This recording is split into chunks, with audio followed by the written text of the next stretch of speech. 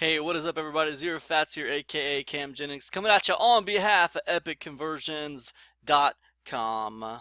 Guys, today I want to talk to you guys about 10 quick tips about creating YouTube content, right? I want to talk about 10 different tips when it comes to creating your YouTube content and putting it out there in an effort to build an audience and an effort to get the most views possible and in an effort to get the most people interested in what you're doing. All right, so let's get into it. First of all, I want to give a quick shout out to Content Marketing Institute.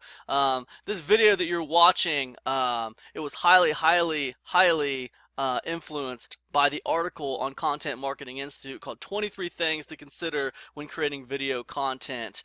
In fact, I pulled at least 8 of these tips from this article. So it's an amazing article. It's a great article. And if you want to get farther into the stuff I'm talking about in this video, I highly suggest you check this article out. I will put a link in the description below. This article is by Jody Harris. It's a great article. Very smart lady. So, all right, let's get into it. Okay, tip 1, include a transcript. Okay, when you do a YouTube video, include a transcript in the description. Okay, now a lot of people don't know how to do that. What you need to do is just go to Google and type in, how do I pull a transcript from a YouTube video?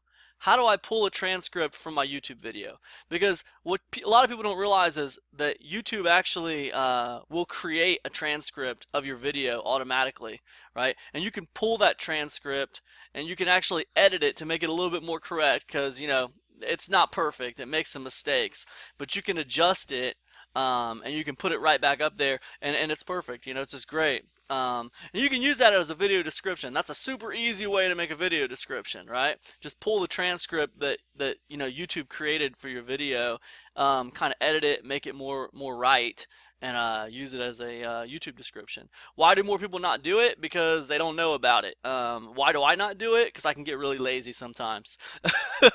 But the fact is, Google and YouTube are a lot better at identifying words and figuring out what something's about than they are at identifying video and figuring out what something's about. So if you can really explain what your video is about in the description, then you're going to do a lot better in the search engines, right? So including a transcript can really help with that. Okay, number 2, tag your work. Again, this comes back to SEO. I hate SEO personally, but you got to optimize for the computer and you got to optimize for people too. And I love optimizing for people and I hate optimizing for the computer, but it's just the sad fact of life. If you don't tag your work, then, you know, Google can't get it in front of the people who want to see it. Okay, that's just the way it is, man. So you got to put a little bit of time into SEO. I don't recommend dedicating too much time to SEO, because you know it just becomes ridiculous and stupid, and SEO is always changing. But tagging your work is a good idea, especially when you're doing YouTube videos. Now, if you want a quick, easy way to do this, go over to a website called Hashtagify. It's called hashtagify.com, I believe, or just Google it, Hashtagify. That's Hashtagify. And you can just type in your subject matter, and boom, it'll pull back a bunch of relevant hashtags that people have used related to that. You can take those and you can turn them into simple tags for your video. Very easy way. Good thing to do, and it'll help you quickly come up with tags.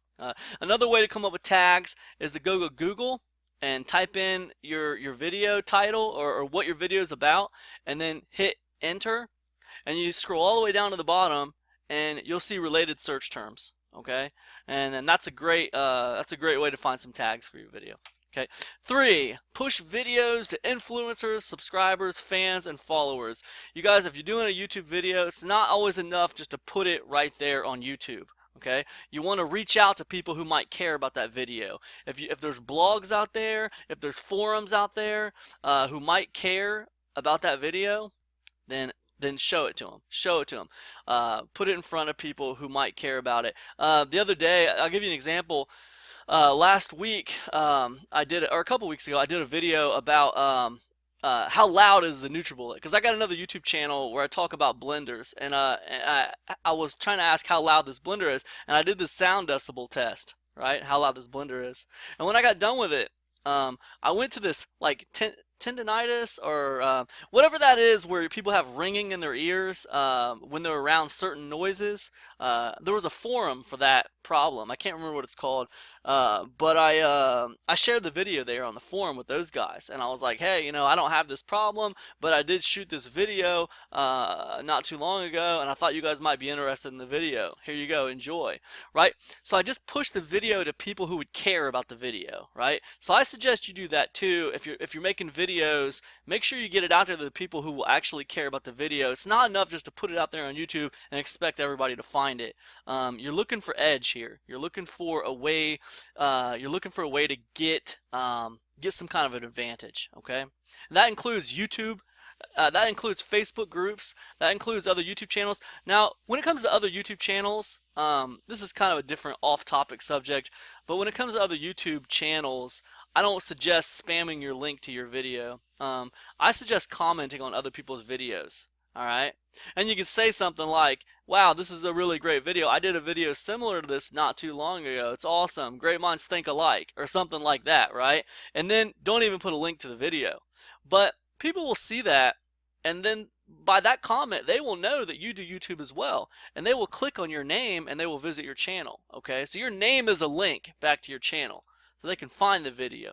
Okay? So when you start dropping links, you start ending up in people's spam folders, and it is highly frowned upon on YouTube. Nobody likes it because, to be honest, people on YouTube put in work. People on YouTube put in work. That's just the way it is. They don't like you trying to ride their tailcoats and spam their comment section. They don't like it. I don't like it. So anyways, that's the way you do that. But anyway, push the video to influencers.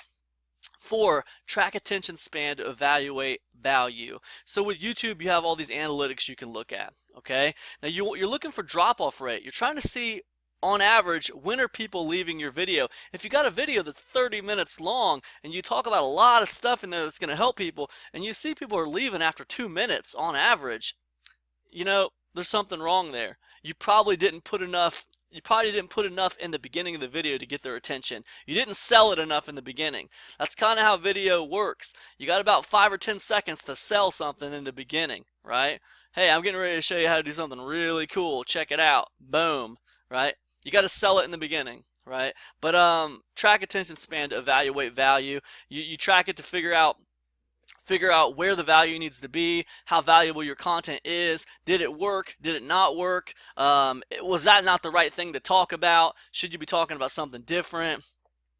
You track attention span to evaluate value. It helps you figure out what direction you want to move in. A lot of times I will check feedback too. People will leave you feedback if they really hate something or if they really like something. You'll get feedback. If you're not getting any comments, there's something wrong, man. I would say if you're not getting any comments, you probably didn't ask for comments. A lot of people forget to ask for comments. Ask for people to comment, ask them questions, ask them what they think, leave a comment, let me know what you think. Boom, right? But do a track attention span, okay? That evaluates your value. It helps you with your future content. Okay. 5, keep your end goal in mind. Guys, whenever I do a video, I want to know what the point of this thing is going to be before I start. Every video needs to have a point. It needs to have a main point, right? So if my end goal is to show someone how to build an email list for free, okay, that's the point of the video. That's my end goal. So everything in the video needs to work towards that end goal. And if it doesn't, then it doesn't belong there. It's wrong. Okay? If it doesn't work towards the end goal, it doesn't belong there. Okay?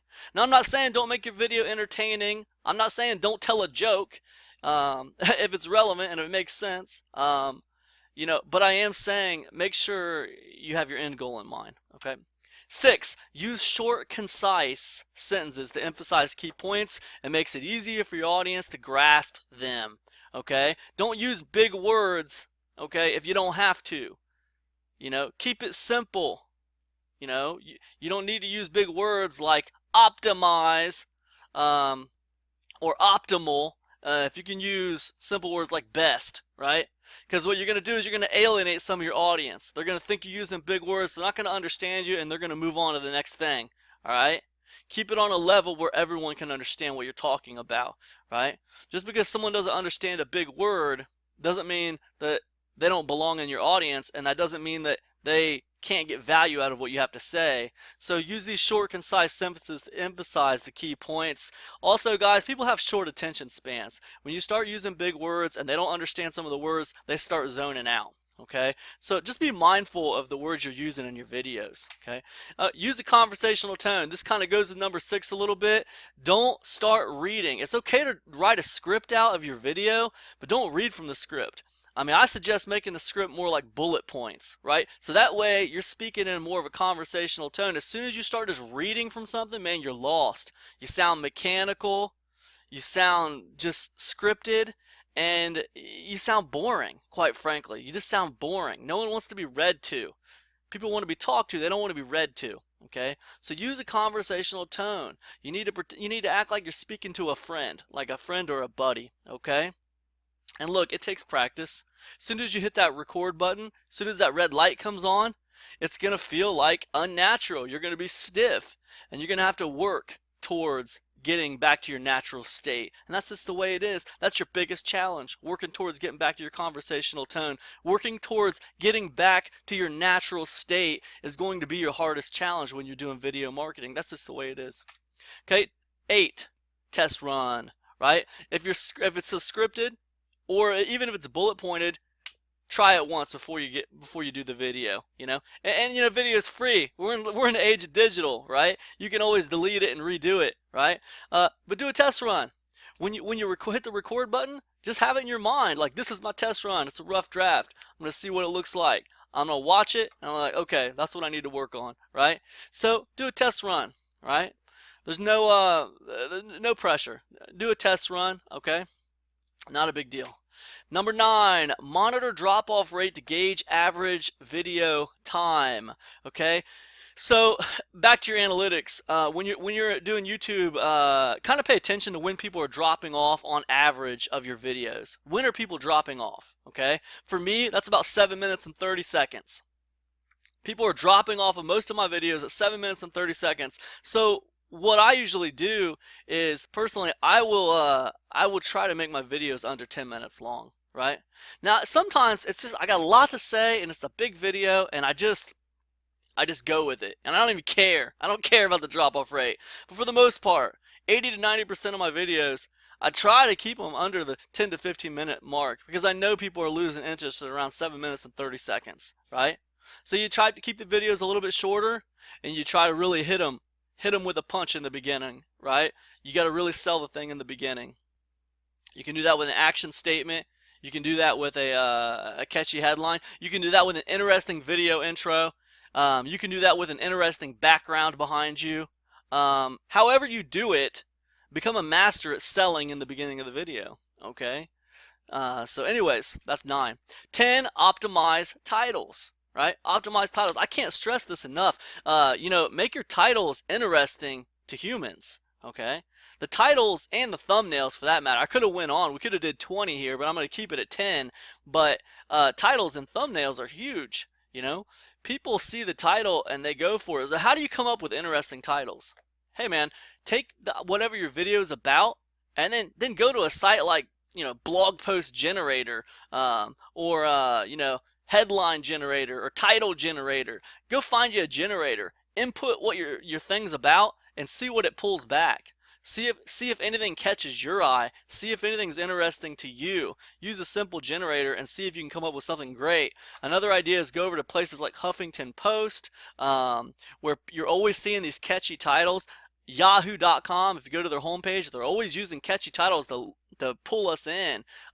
See if you can adapt titles like that to what you're doing and to what your thing is about. Right? That's number 10. Wrap up, guys. Thanks for checking out these 10 here.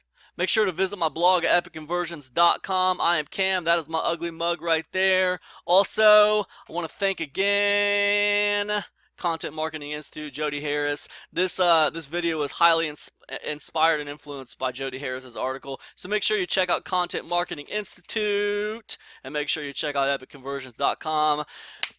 Thanks everybody for watching. I'll see you in the next one. If you like this video, please like, please share, please subscribe. Peace, you guys.